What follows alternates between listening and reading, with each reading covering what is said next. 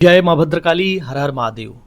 भक्तों, आज हम बात करेंगे कि सवारी जो हमारी आती थी पहले, वह सवारी का बंधन क्यों हो गया, या जो सवारी पहले आती थी अब सवारी आती क्यों नहीं है। बहुत सारे साधकों का यह प्रश्न होता है कि हम किसी चौकी या दरबार या गद्दी पे गए थे, उसके बाद से हमारी सवारी आना बंद हो गई। बहुत सारे ऐसे साधक हैं जिनका प्रश्न यह भी है कि पहले हमारी सवारी बहुत अच्छे से आती थी, पूरा बोलती थी, वचन देती थी, वचन सिद्ध भी होते थे, लेकिन अभी सवारी आना बंद हो गई है। तो आपको यह समझना होगा कि जब व्यक्ति आध्यात्मिक उन्नति करता है, जीवन में शक्तियों का अर्जन करता है, तो बहुत सारे दुष्ट लोग उस व्यक्ति की शक्तियों का बंधन करने के लिए पूर्ण प्रयास करते हैं और बहुत सारे दुष्ट तांत्रिक ऐसा करके शक्तियों को उतार लेते हैं। यह आपको विशेष रूप से समझना होगा। जो ये तांत्रिक होते हैं, कुछ विशेष तरह के मंत्र, यंत्र, कर्मकांड करके, जिसमें आवाहन मंत्र, मारण, उच्चाटन, विद्वेषण, इन सब क्रियाओं का इस्तेमाल करके आपकी जो सवारी आती है, आपके बालों के माध्यम से, आपके कपड़े के माध्यम से, या आपके ऊपर सर के ऊपर हाथ रख करके, या आपको अन्य अन्य विभिन्न माध्यमों से सवारी का बंधन किया जा सकता है। जब भी सवारी बंधेगी तो आपको ऐसा महसूस होगा कि हमारी सवारी पहले बहुत खुल कर आती थी, अब सवारी आती है तो केवल शरीर हिलता है, लेकिन आवाज़ नहीं लगाती, सवारी अपने धाम का जयकारा नहीं लगाती, सवारी बिल्कुल शांत रहती है। आपको बधा बधा सा अनुभव होगा जब भी सवारी बंधेगी। आपका अगला संकेत ये होता है कि जब भी आप पूजा पाठ में ध्यान करेंगे, मन लगाएंगे, तो आपका पूजा पाठ में बिल्कुल मन नहीं लगेगा, आपको बेचैनी होगी, आपको अजीब तरह की थकान महसूस होगी। आपको ऐसा महसूस होगा कि आपके जो इष्ट आराध्य थे, अब वह आपको ऐसा प्रतीत होगा कि अब मेरे वह इष्ट आराध्य नहीं है, किसी और का मैं पूजा पाठ करूं। बार बार आपको बुरे सपने आएंगे। ये सारी चीज़ें होती हैं जब आपके ऊपर तांत्रिक क्रियाएं की जाती हैं या आपके सवारी का बंधन किया जाता है। अब होता क्या है कि बहुत सारे ऐसे साधक हैं, बहुत सारे ऐसे भगत हैं जो किसी दरबार या चौकियों पे जाते हैं।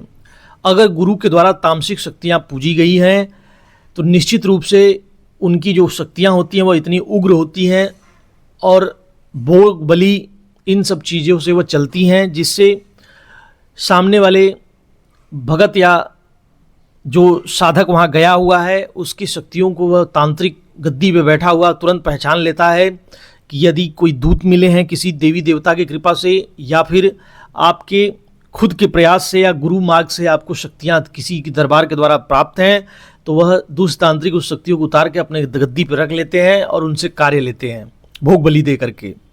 तो इस बात का आपको विशेष ध्यान देना है कि आपके ऊपर कभी भी किसी के हाथ को न रखवाएं। यदि हाथ आपके ऊपर कोई फेरता है तो निश्चित रूप से आपकी शक्तियाँ बंध सकती हैं। इस बात का विशेष ध्यान रखें, तभी आप हाथ अपने ऊपर रखने दें। दूसरा ये होता है कि जब भी किसी की दी हुई भभूति आप खा लेते हैं तो आपको यह पता नहीं कि वो भभूति नॉर्मल भभूति है या शमशान की राख है, जिसके माध्यम से भी आपकी जो तामसिक शक्तियाँ आपके शरीर में प्रवेश करा दी जा सकती हैं और आपका सवारी का जो सात्विक शक्तियाँ आपके साथ चल रही थी उसका बंधन हो जाएगा। यह मुख्य रूप से देखने को मिलता है। और बहुत बड़ा यह संकेत यह भी देखने को मिलता है कि व्यक्ति मंत्र जाप कर रहा था और किसी कारण से आपके जो गुरु परंपरा से आपको शक्तियाँ मिली हुई थी, आपके गुरु से आपका झगड़ा हो गया या कोई चीज़ों को लेकर के बहसबाजी हो गई, तो निश्चित रूप से गुरु वहाँ से बैठे बैठे अपने गुरु तत्व के माध्यम से निश्चित रूप से आपके ऊपर कोई भी तांत्रिक क्रिया चढ़ा सकता है, आपकी शक्तियों का बंधन कर सकता है और आपका अनिष्ट निश्चित रूप से कर सकता है। इसलिए बहुत सोच समझकर यह बार बार कहा जाता है गुरु परंपरा और शिष्य परंपरा से जुड़े। बहुत सारे भक्तों का ऐसा भी देखा जाता है कि तांत्रिक सवारी उतारते तो हैं, लेकिन वह सवारी हमेशा के लिए नहीं उतरती, क्योंकि जहाँ व्यक्ति अपने इष्ट आराध्य के प्रति पूर्ण समर्पित होता है तो वह तांत्रिकों का बंधन भी एक समय आने के बाद खुल जाता है।